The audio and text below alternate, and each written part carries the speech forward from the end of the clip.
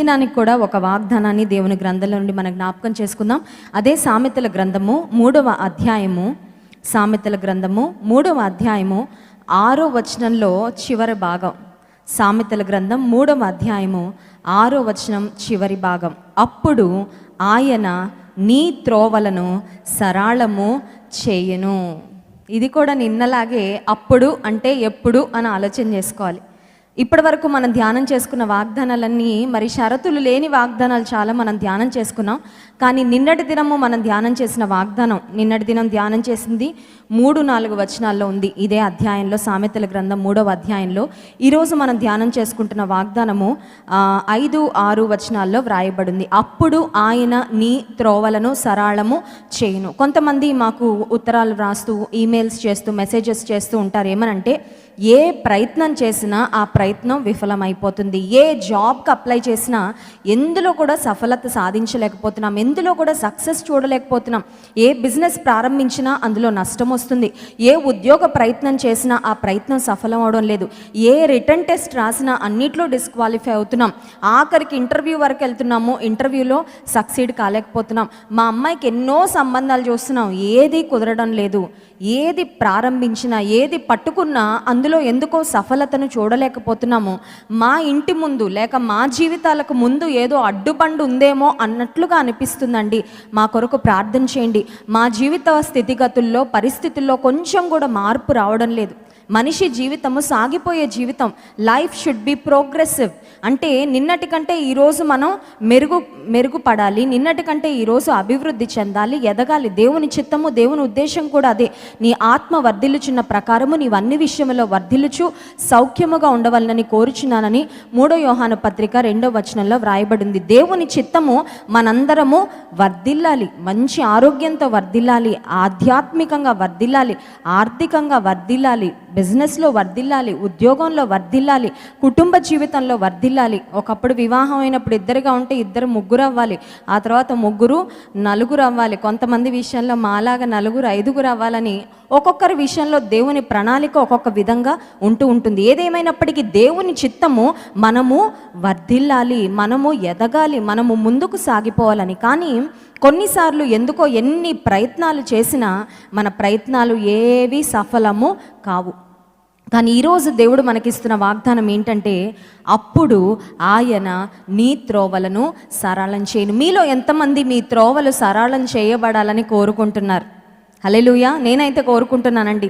నేను ఏ ప్రయత్నం చేసినా ఆ ప్రయత్నాన్ని దేవుడు తన చిత్తానుసారంగా సఫలపరచాలని కోరుకుంటాం. కానీ జీవితంలో మనం ఆశించినవి ఏది జరగనప్పుడు ఒక రకంగా డిసప్పాయింట్ అయిపోతూ ఉంటాం. 103వ కీర్తనలో కూడా దావీదు భక్తుడు అంటాడు, పక్షిరాజు యవనం వలె నీ యవనము క్రొత్తదగుచుండునట్లు మేలుతో నీ హృదయమును తృప్తిపరచుచున్నాడు. ఒక వ్యక్తి జీవితంలో దేవుని మేలులు పొందుకుంటూ ఉన్నప్పుడు, దేవుని ఆశీర్వాదాలు పొందుకుంటూ ఉన్నప్పుడు మనలో యవ్వన బలం వస్తుందంట. అంటే ఒక నూతనమైన ఉత్సాహం కలుగుతూ ఉంటుంది. మనం ఆశించినవి ఏమీ జరగక ఎక్కడ వేసిన గొంగళి అక్కడే అన్నట్లు మన జీవితం ఉంటే, చాలాసార్లు వయసుకు మించిన మరి పరిస్థితులు మనం ఎదుర్కోవాల్సి వస్తూ ఉంటుంది. ఎందుకు ఈ భారం, ఎందుకు ఈ జీవితం ఇంత భారభరితంగా ఉంది అనే ఆలోచన వచ్చే పరిస్థితి కూడా కొన్నిసార్లు మన జీవితంలో రావచ్చు.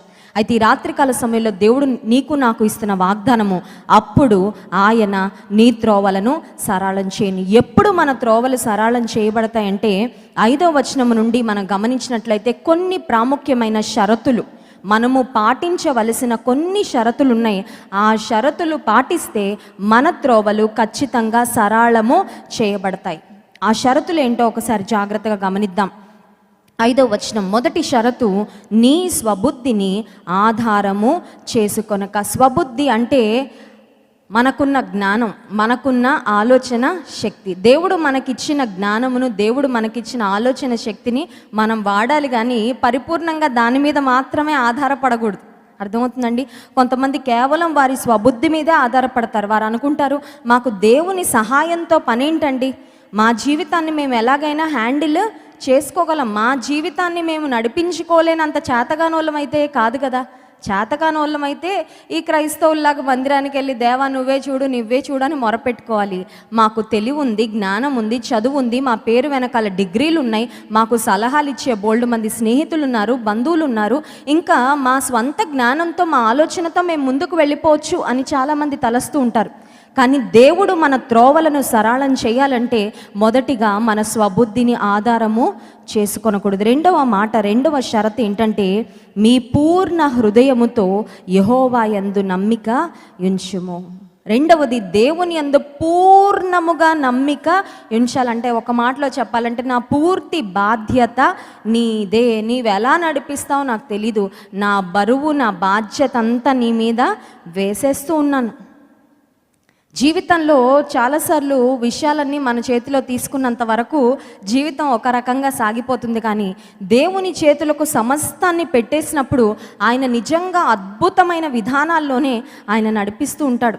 రాజమండ్రి ప్రాంతానికి నేను వస్తూ ఉన్నప్పుడు వివాహం చేసుకొని ఆ ట్రైన్ ఎక్కి నేను కూర్చున్నాను. వివాహం నెక్స్ట్ రోజు మార్నింగ్ వివాహం, ఐ థింక్ ఆ తర్వాత 2 రోజుల తర్వాత నా వివాహం ఉంది.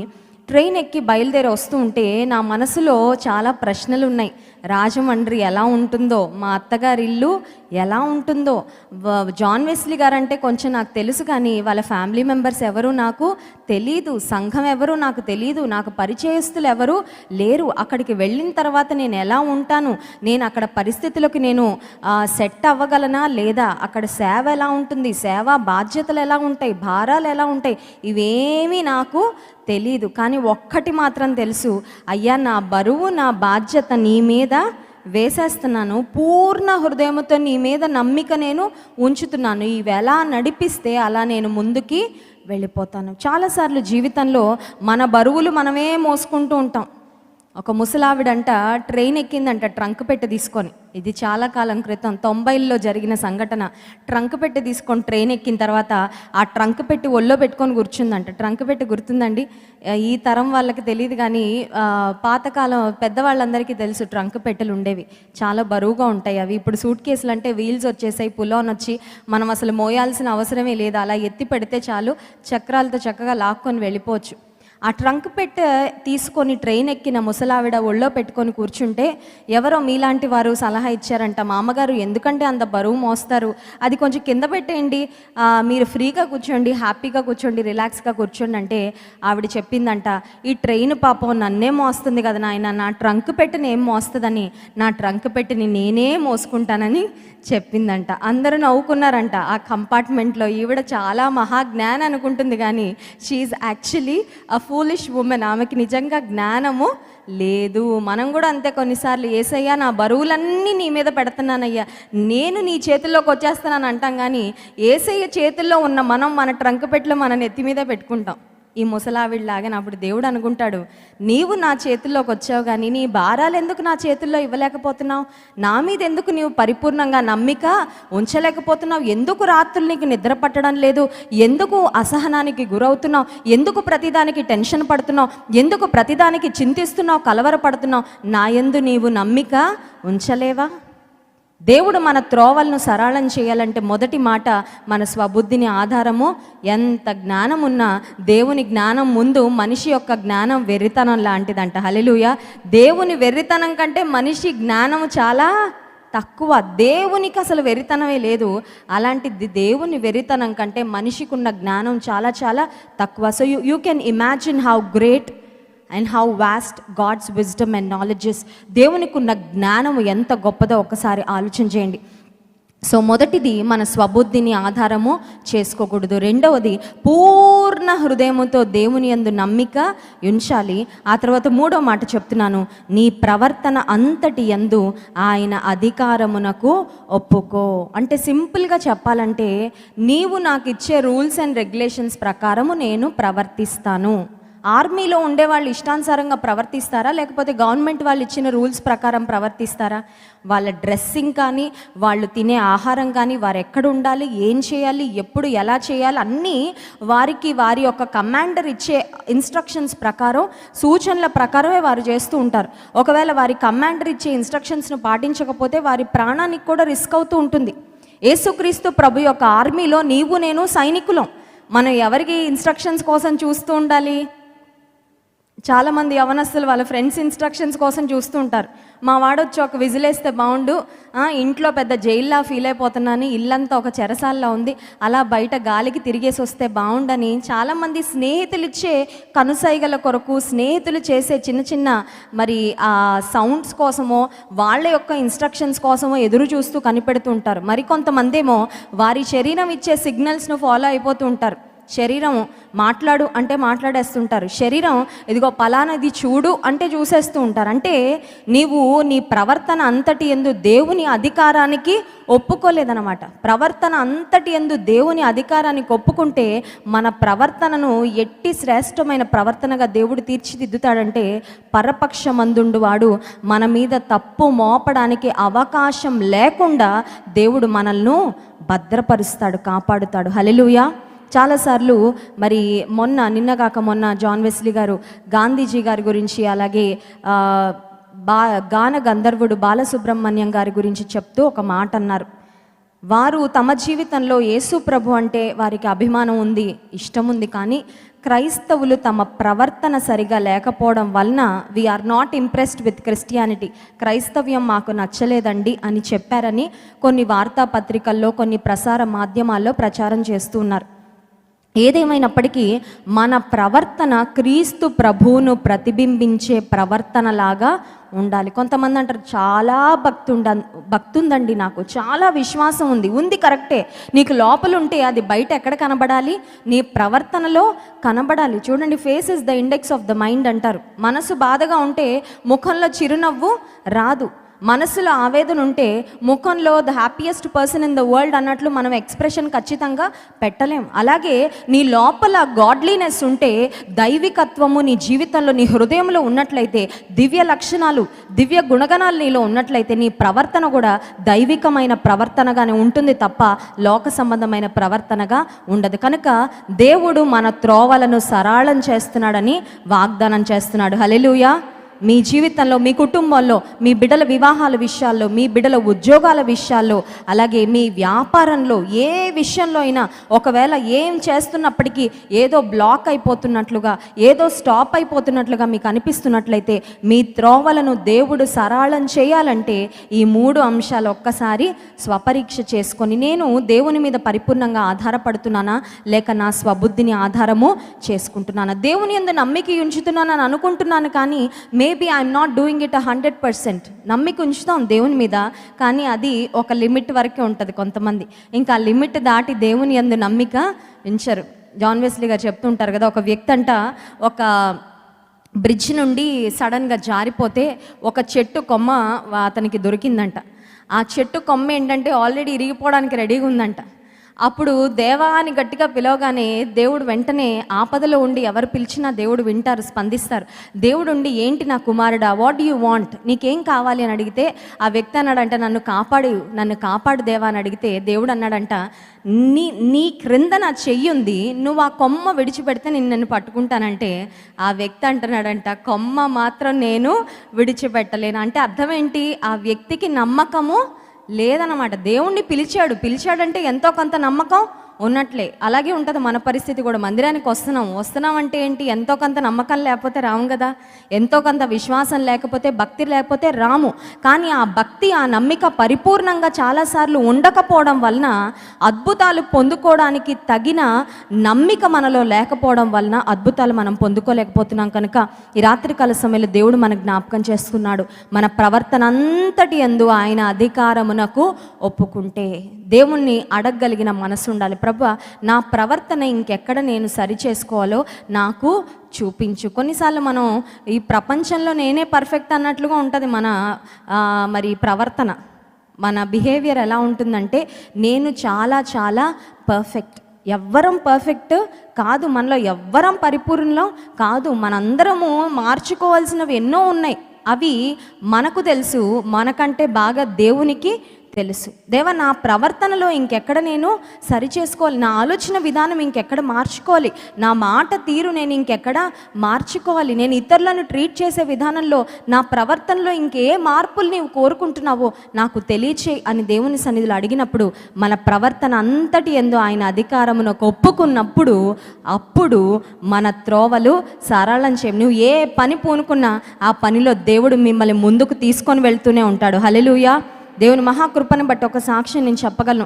జాన్ వెస్లీ పరిచర్యలు, అంతర్జాతీయ పరిచర్యలు వివాహం అయిన తర్వాత, అంతకుముందు వరకు యంగ్ హోలీ టీమ్గా ఉంటూ ఉండేది.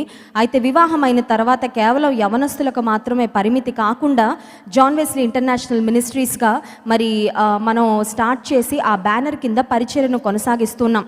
అఫ్కోర్స్ యంగ్ హోలీ టీమ్ కింద యూత్ కాన్ఫరెన్సెస్ అలాంటివి మనం నిర్వహిస్తూనే ఉన్నాము.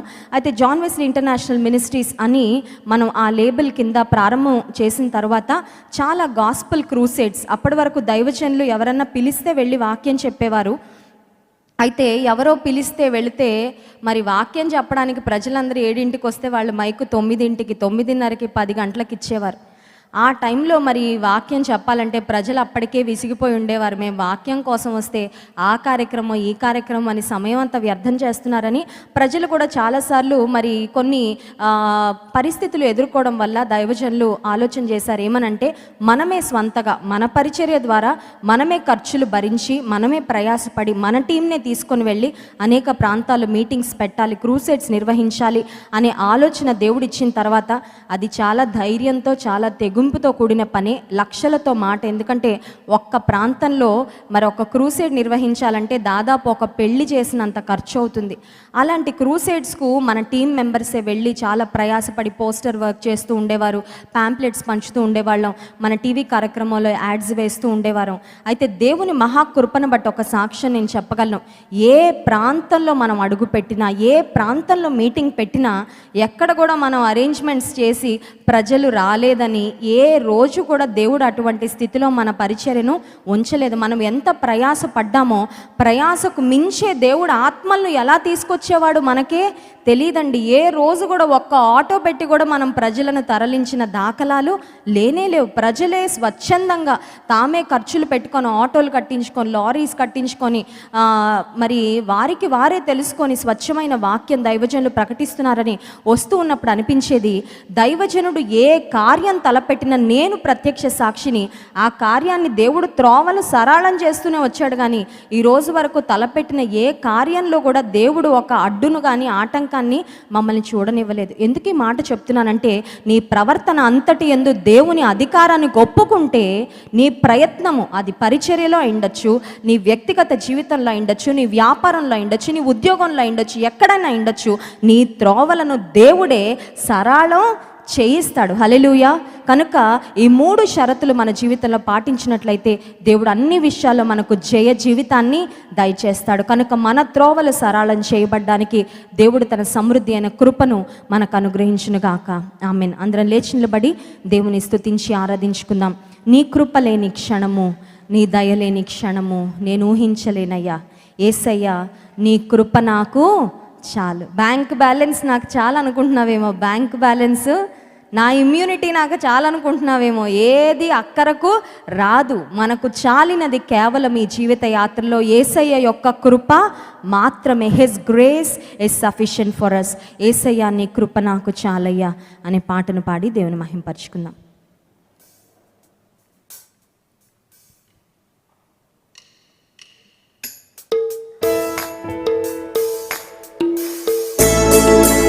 చప్పట్లు కొడుతూ దేవుని స్తుతిద్దాం.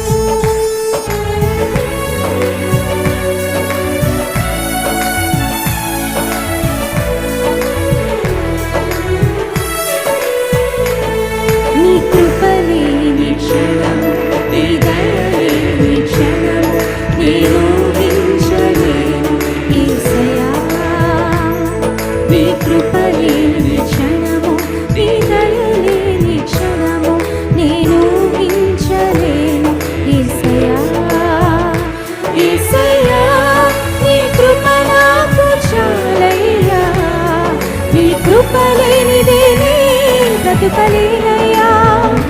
యేసయ్యా నీ కృప నాకు చాలయ్యా, నీ కృప లేనిదే నే బ్రతుకలేనయ్యా.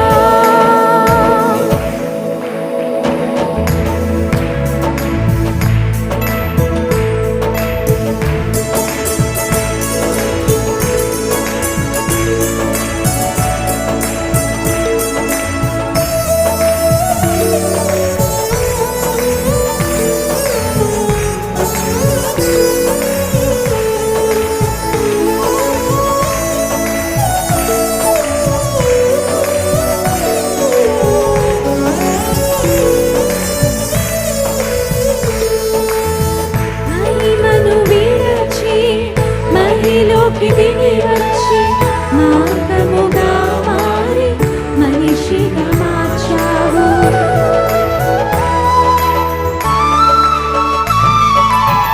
మహిమను విడచి మహిలోకి దిగి వచ్చి మార్గముగా మారి మనిషిగా మార్చావు. మహినే నీవు మాధుర్యముగా మార్చి మాదిరి చూపి మరో రూపమిచ్చావు. మహిమలో నేను మహిమను పొందా, మహిమగా మార్చింది నీ కృప. మహిమలో నేను మహిమను పొందా, మహిమగా మార్చింది నీ కృప.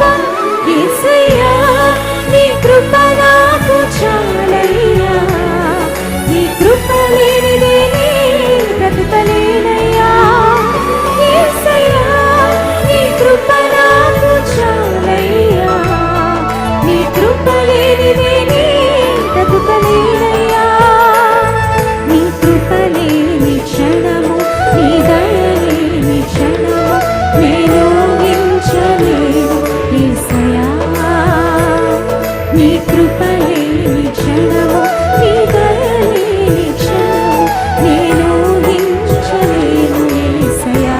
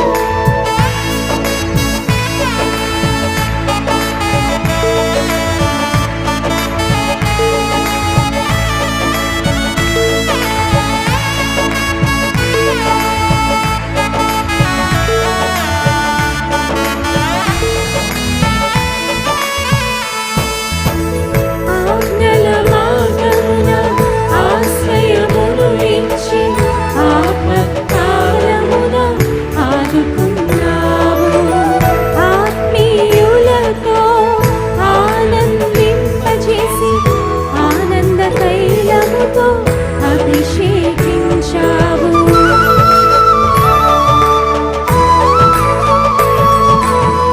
ఆజ్ఞల మార్గమున ఆశ్రయమును ఇచ్చి ఆపత్కాలమున ఆదుకున్నావు.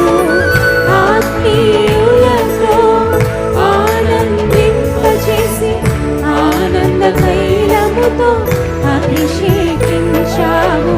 ఆశ తీరా ఆరాధన చేసే అదృష్టమిచ్చింది నీ కృప. ఆశ తీరా ఆరాధన చేసే అదృష్టమిచ్చింది నీ కృప. యేసయ్యా నీ కృప నాకు చాలయ్యా, నీ కృప లేనిదే బ్రతుకలేనయ్యా. యేసయ్యా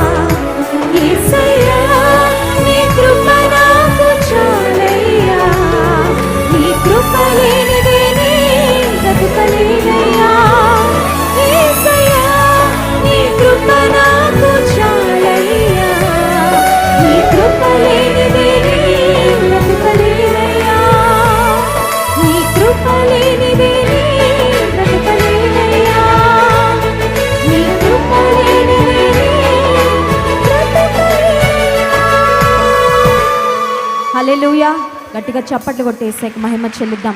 అయ్యా నీ కృప లేకపోతే మేము బ్రతకలేం ప్రభా, నీ కృప మాకు చాలు. Thank you Jesus. అందరం కళ్ళు మూసుకొని 2 చేతుల ఆకాశం వైపెత్తి, నేనేమై ఉన్నానో నీ దయ వల్లనే అయ్యా, నాకున్నదంతా నీవిచ్చిందే. గర్వించడానికి ఏం లేదు ప్రభా, అతిశయపడ్డానికి ఏం లేదయ్యా, అన్నీ నీవిచ్చినవే. నేను ఈ స్థితిలో ఉన్నానంటే అది నీ కృప. నేనేమైనా నిన్ను స్తుతిస్తానయ్యా, నాకున్నవన్నీ నీ కృపను బట్టే అని నిన్ను ఆరాధిస్తాను.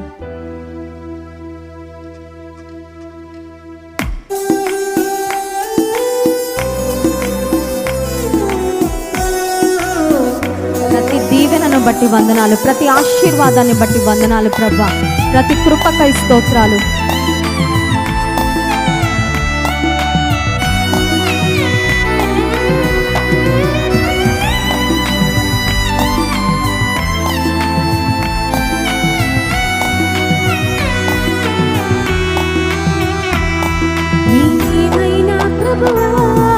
నిన్ను స్తుతిస్తాను, నాకేమున్నా ప్రభువా నీ కర్పిస్తాను.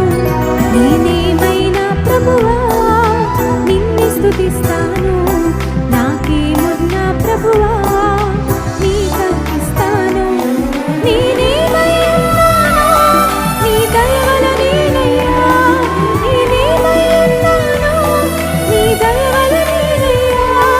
నాకున్నవన్నీయు నీవిచ్చినవేనయ్యా, నాకున్నవన్నీయు నీవిచ్చినవేనయ్యా.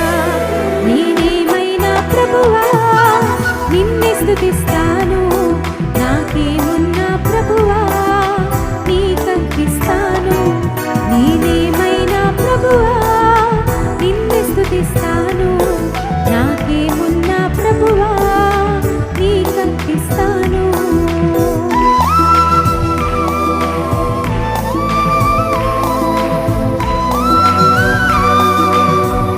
నీవిచ్చినవన్నీ నీ కోసం అర్పిస్తానయ్యా. నా శక్తి, నా బలము, నా జ్ఞానము, నా సమయము, నా తలాంతులన్నీ నీ కొరకే అర్పిస్తా ప్రభా.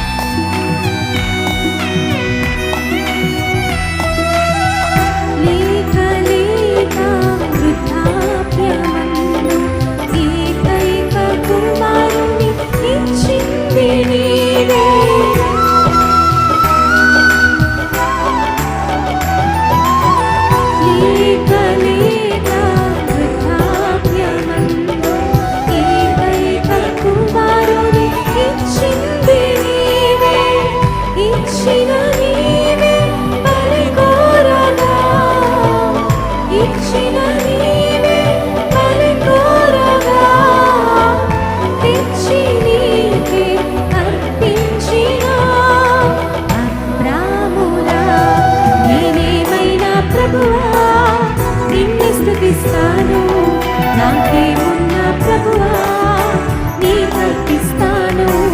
నేనేమైనా ప్రభువా నిన్ను స్తుతిస్తాను, నాకేమున్నా ప్రభువా నీ కర్పిస్తాను.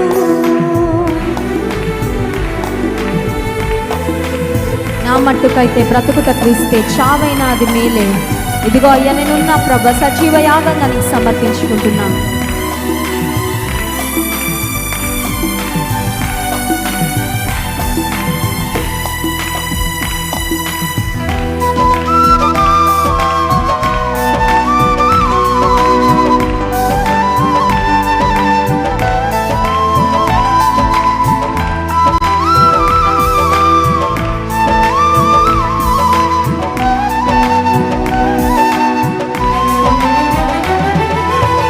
నా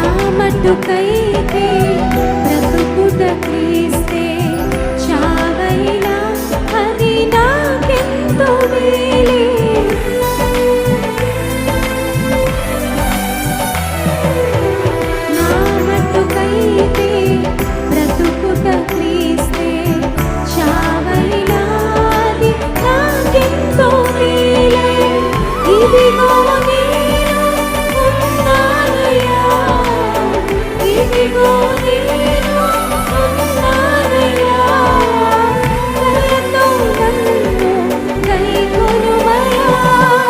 నా యేసయ్యా, నేనేమైనా ప్రభువా నిన్ను స్తుతిస్తాను, నాకేమున్నా ప్రభువా నీకర్పిస్తాను. నేనేమైనా ప్రభువా నిన్ను స్తుతిస్తాను, నాకేమున్నా ప్రభువా నీకర్పిస్తాను. నేనేమై ఉన్నాను నీ దయ వలనేనయ్యా, నేనేమై ఉన్నాను నీ దయ వలనేనయ్యా. నాకున్నవన్నీయు నీవిచ్చినవేనయ్యా, నాకున్నవన్నీయు నీవిచ్చినవేనయ్యా. నేనేమైనా ప్రభువా నిన్ను స్తుతిస్తాను, నాకేమున్నా ప్రభువా నీకర్పిస్తాను. నేనేమైనా ప్రభువా నిన్ను స్తుతిస్తాను, నాకేమున్నా ప్రభువా నీకర్పిస్తాను. అందరం రెండు చేతుల ఆకాశం వైపెత్తి ఇంకొకసారి ఈ మాట చెప్తాం. నేనేమైనా ప్రభువా నిన్నే స్తుతిస్తా, నాకేమున్నా నీకు అర్పిస్తా. ఏది నా స్వంత శక్తి వలన, నా జ్ఞానం వలన, నా బలం వల్ల నేను సంపాదించుకున్నావు కాదయ్యా, కేవలం నీ కృప ద్వారా మాత్రమే నేను అన్నీ పొందుకున్నానని ఒక్కసారి యథార్థంగా దేవుని సన్నిధిలో ఒప్పుకుందాం. Let us give all the credit to God. సమస్తమైన మహిమ, ఘనత, ప్రభావములు యేసయ్యకే ఆరోపిద్దాం. ఈ దినము మనం ఏమై ఉన్నామో, మన కుటుంబం ఏమై ఉందో, మన స్థితిగతులు ఏమై ఉన్నాయో, మనం బ్రతికున్నామంటే కూడా అది కేవలం ఆయన కృపే. నేనేమైనా ప్రభువా నిన్ను స్తుతిస్తాను, నాకేమున్నా ప్రభువా నీకర్పిస్తాను. ఇంకొకసారి చెప్తాము. నేనేమైనా ప్రభువా నిన్ను స్తుతిస్తాను, నాకేమున్నా ప్రభువా నీకర్పిస్తాను. పరిశుద్ర ప్రేమ కలిగిన తండ్రి నీకు స్తోత్రాలయ్యా. కలిగినవేవి నీవు లేకుండా కలగలేదు ప్రభా. మేము కలిగిన ఆరోగ్యము, ఈ బ్రతుకు, ఈ ఊపిరి, మాకిచ్చిన కుటుంబము, మాకిచ్చిన సంఘము, మాకిచ్చిన ఆత్మీయత, మాకిచ్చిన దైవజనులు, మీరు మాకిచ్చిన ఆత్మ సంబంధమైన ప్రతి కృపావరము, నీవు మాకిచ్చిన ప్రతి లోక సంబంధమైన దీవెన కేవలము నీ కృప ద్వారా మేము పొందుకున్నవే ప్రభా.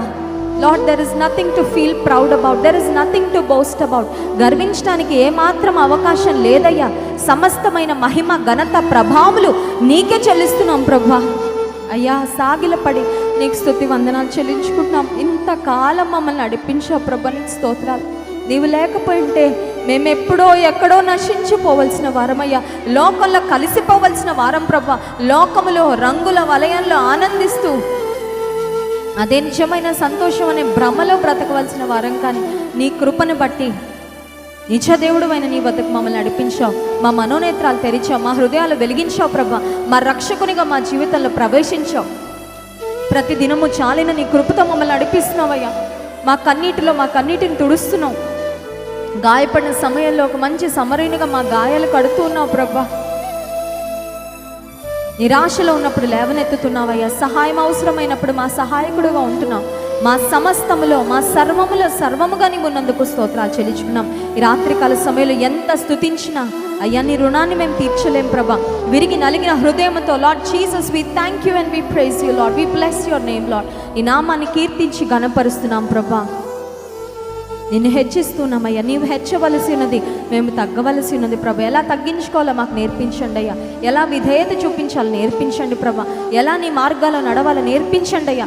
మా త్రోవలు సరళము చేయబడినట్లు కృప చూపయ్యా. మా స్వబుద్ధిని ఆధారం చేసుకోకుండా పూర్ణ హృదయంతో నీ యందు మేము నమ్మికించడానికి, మా ప్రవర్తన అంతటి యందు నీ అధికారానికి ఒప్పుకోవడానికి సహాయం చేయండి. ఈ లైవ్లో పాల్పొందుతున్న వారు, క్రైస్ట్ వర్షిప్ సెంటర్లో ఈ ప్రార్థనలో ఏకీభవిస్తున్న వారు ఎవరైతే వారి జీవితంలో మార్గాలు సరళం చేయబడాలని కోరుతున్నారు, ప్రతి అడ్డుబండను, ప్రతి ఆటంకమును యేసు నామములో తొలగించమని వేడుకున్నాం ప్రభా. మా త్రోవలను సరళం చేయతండి. నీ చిత్తాన్ని మా పట్ల నీవు నెరవేర్చమని వేడుకున్నాం. క్రైస్ట్ వర్షిప్ సెంటర్ సంఘమును బట్టి స్తోత్రాలు. ఆత్మీయ తల్లిదండ్రులను బట్టి నీకు వందనాలయ్యా. వారికి మంచి ఆరోగ్యాలు ఇవ్వండి, నూతన శక్తి, నూతన బలం ఇవ్వండి, దీర్ఘాయువును వారికి దయచేయండి ప్రభా. అలాగే నాయన దైవజనులు జాన్ వెస్లీ గారిని బట్టి నాయన మా కుటుంబాన్ని నీ చేతులకు అప్పగిస్తున్నాను ప్రభా. అలుపెరగని సైనికుని వలె నీ కొరకు ప్రయాసపడుతూ ఉండగా మీ దాసుని మంచి ఆరోగ్యముతో, శక్తితో, బలముతో, ఏడంతల నీ ఆత్మతో నింపండి ప్రభా. భూదిగంతముల వరకు నాకు సాక్షులై ఉండడని మీరు సెలవిచ్చినట్టుగా ప్రపంచాన్ని ప్రభావితం చేయడానికి మా ఈ దీన పరిచర్యను నీవు ఏర్పాటు చేసుకున్నందుకు నీకే కృతజ్ఞతలు చెల్లిస్తున్నాం. ఇంకా ఎక్కువ మందిని మేము రీచ్ అవ్వాలి ప్రభా. ఇంకా ఎంతో మంది హృదయాలు నీ కొరకు తెరవబడాలయ్యా. ఇంకా నశించిపోతున్న అనేక ఆత్మలు పట్టబడాలి. ఇంకా త్రోవ తప్పి తిరుగుతున్న అనేక మంది యవన బిడ్డలు నీ మార్గంలోకి రావాలి ప్రభా. సహాయం చేయండి. అనేక కుటుంబాలు కట్టబడాలి ప్రభా. నీ వాక్యము ద్వారా అనేక మంది నరకము వైపు నుండి పరలోకపు వైపుగా వారి రూటు మారాలి ప్రభా. సహాయం చేయండి. ఉపవాస ప్రార్థనలో ఎంతమంది అయితే పట్టుదలతో పాల్పొందుతున్నారో వారి కుటుంబాల్లో గొప్ప కార్యాలు చేయండి అయ్యా. మేము నమ్ముతున్నాం ప్రభా, నువ్వు గొప్ప కార్యాలు చేస్తావని. 40 దినాలు ముగిసే లోపు అనేక మంది కుటుంబాలు అనేక మేలులు నీవు చేయమని వేడుకున్నాం. వ్యాధిగ్రస్తులను స్వస్థపరచండి, అక్కర్లో ఉన్న వారి అవసరతలు తీర్చండి, కుటుంబాల్లో కట్టండి, స్థిరపరచండి. నీవే కార్యాలు జరిగించండి. రాత్రికాల సమయంలో బలమైన నీ వాక్య ప్రవాహమును నీ పరలోకపు సింహాసనం నుండి నీ విడుదల చేయమని వేడుకుంటున్నాను ప్రభా. బలమైన నీ ఆత్మ ప్రత్యక్షత, నీ ఆత్మ వర్షమును కుమ్మరించండి అయ్యా. మీ దాసుని మరుగుపరచండి ప్రభా. బలమైన నీ సందేశము మా అవసరత కొలది నీవే వినిపించమని వేడుకుంటూ మా అందరికీ క్షేమాభివృద్ధిని కలుగు చేయమని వేడుకుంటూ ఘనత, మహిమ, ప్రభావం మీకే చెల్లిస్తూ ఈ స్తుతి, ఆరాధన, ప్రార్థన యేసు నామమున మీకే సమర్పిస్తున్నాము తండ్రి. ఆమేన్.